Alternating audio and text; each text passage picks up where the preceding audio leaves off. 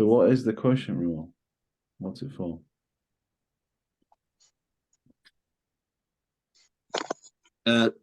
Separating a division so you can like integrate it. Mm-hmm. Integrate it? Yeah.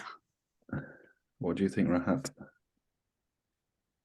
I don't think I remember the question that well. Don't remember it. Okay. Oh, it, not You mean differentiate it, don't you? Yeah, exactly. Yeah. So before last time we looked at was the product rule, which is when you're multiplying when two products are being multiplied. For example, let's say x and sine x being multiplied by each other. Oh, let's line that up a bit better. X and sine x, they're being multiplied by each other. It's either f of x or y, whichever. And you want to differentiate that, right? So we're going to use the product rule to differentiate it, because if you try to differentiate it sort of one by one, it doesn't give the right answer. So if you did x, differentiated x, you got 1, and you differentiated sine x, you got cos x, the answer would be cos x. But that's not what the derivative is of x sine x.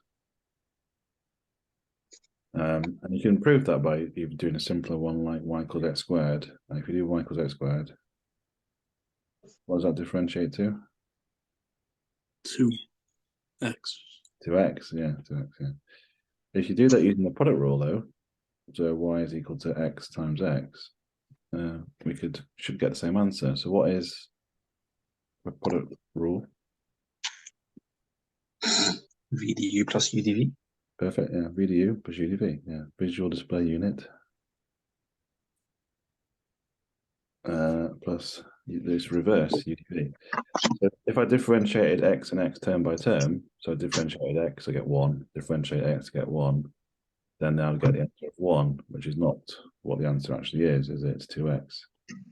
But if you use the product rule and label that u and label that v, then v will be x times by the derivative of u, which is 1, plus u times by the derivative of v, which is 1. So we get 2x. So that demonstrates the product rule works when you're differentiating products. Now we don't need to do that for functions that are the same, like x and x. It'll work anyway, because it should work for everything. That's why it's a rule. We do it for functions that are of different types. So polynomial, trigonometric, x times sine x,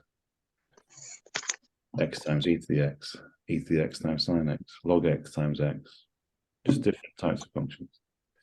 So all that applies also for if you're dividing. If we're going to divide functions, so we have something like x squared divided by sine x, we've got a similar problem. Those aren't going to divide. We can't simplify that division at all because they're two different kinds of functions. So we want to come to differentiate it. We have to take a similar approach. So do you either of you remember what the quotient rule is? Well, assuming that the product rule was VU plus UDV. Yeah. Since multiplication is addition, maybe the quotient is VDU minus UDV. Exactly. Yeah, it follows the rule, doesn't it? So multiplication is addition, so it's not going to be too much of a shock that there's a plus in the product rule. At least it shouldn't be.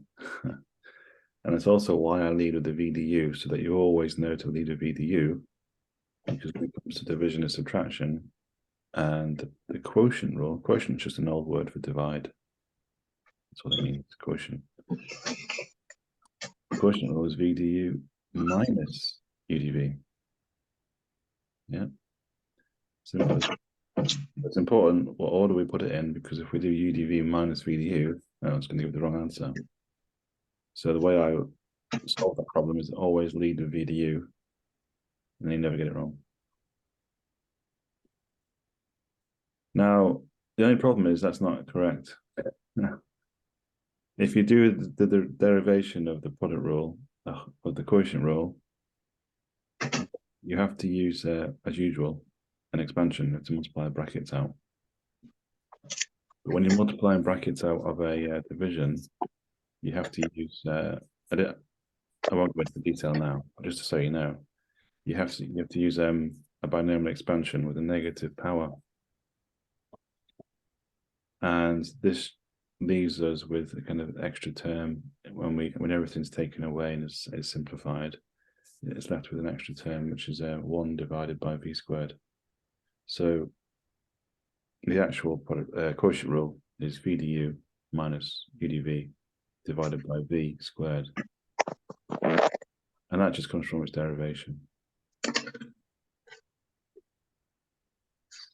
Divisions are always a pain, so even the rule for it is a pain as well. But it's nothing too complicated. You just find out. You just take v and square it. That's the answer. No, it's not a big deal.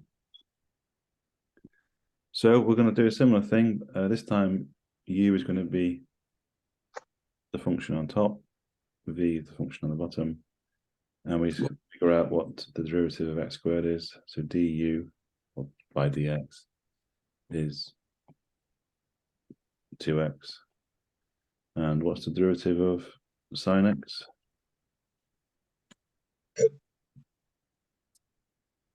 Cos x.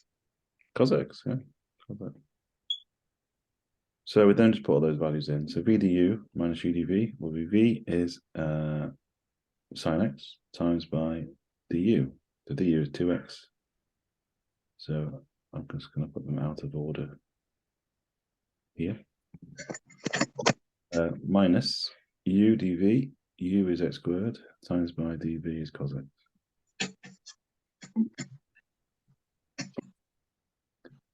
Divided by v squared, or v is sine x. So square it, it's sine squared x.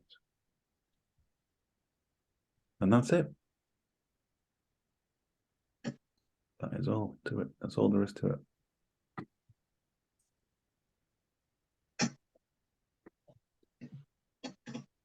Have you got any questions?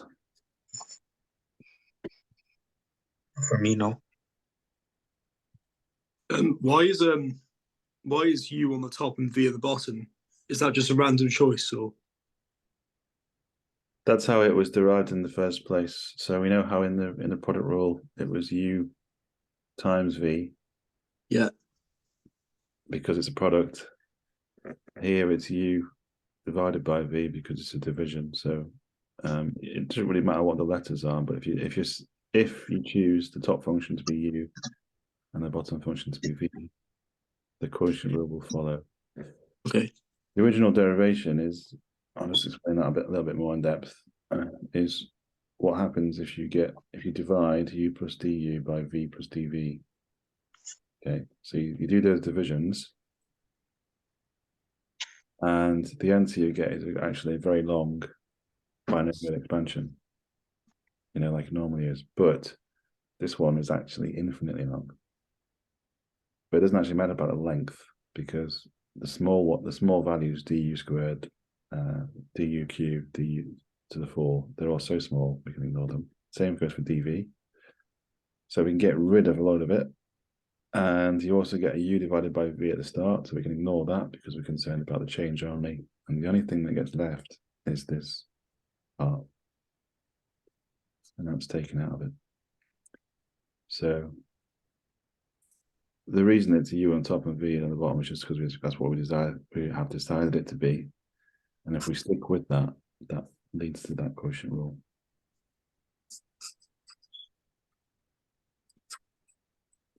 You wouldn't be expected to do the derivation of this or anything in the exam. I'm just explaining it where it comes from. I don't like you to not know where they come from.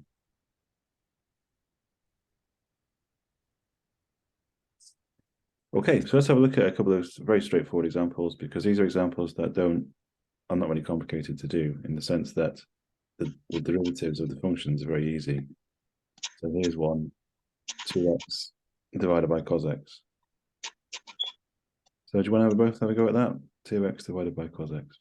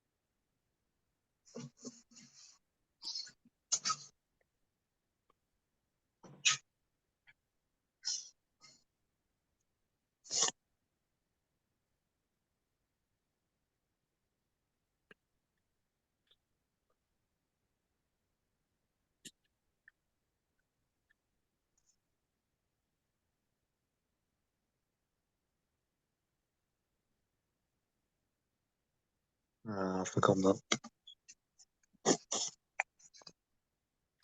Bit done? Yeah. I think I'm at least. How are you getting on, Ollie? You finished? I think I've done it. Yeah. Okay. So who wants to be the brave person and step forward, or should I go through it? Up to you. Don't mind. You don't mind? Okay, go on, Ollie. Fire away. I got 2 cos x minus 2x sine x over cos x squared. 2 cos x. Yeah, sounds good. So tell me how you did it. That's what I mean, really, not what the answer is. All right. So you let 2x equal u, Yep. and then cos x is v. Yep. So it's v du minus u dv over the v squared. So the first term is v du, which is cos x times 2, so 2 cos x. Yep. And then minus u dv, which is 2x, and then dv is sine x. Is it? dv.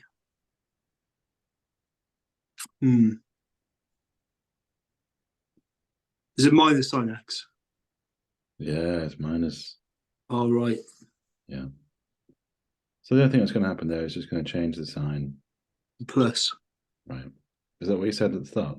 No. Okay. Divided by v squared. Cos x squared. Yeah. Cos squared x, we say. Yeah. All right. Cos x squared is something else. So that's cos x squared. Yeah, that's something different. Cos squared x means cos x times itself, not cos of x squared. Yeah. That's the old Russian doll. Okay, cool. Yeah, that's it. Yeah. So obviously, I spoiled that by saying these derivatives are easy. Yeah, you have to be able to get the derivative right, obviously. But if you get a sign wrong, you get most of the marks. Just a tiny error. There's you get a mark taken off for not quite doing it correctly. But you get doing the right thing. Yeah. Did you get that, Rahat? Yeah, so I got 2 cos x minus 2x 2x minus sine x over cos squared. Yep. So we have a minus times a minus there, yeah. So minus sine x is going to be a plus, isn't it?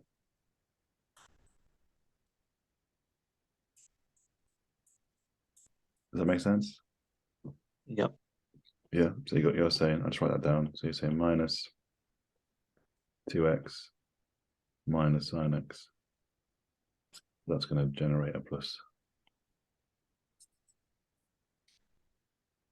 Cool. That is it. Yeah. So the next thing is looking at the next differentiation technique, which is we could call it differentiation by substitution, or it's also known as the chain rule, where we have a special type of function, which is everybody's favorite. What's the favorite function? Composite. Composite, yeah. So a composite is a different type of function because it's a function of a function. So it's differentiating a function like the Russian doll thing. So you've got a function inside another one. So an example of which would be, say, sine 2x. I mean, sine x and cos x are actually composites, but a bit more explicitly, sine 2x is a composite because you've got 2x and then sine of that. So when you differentiate it, you have to differentiate both. So that'll be the next thing we'll look at. Okay, so I'll stop the recording there.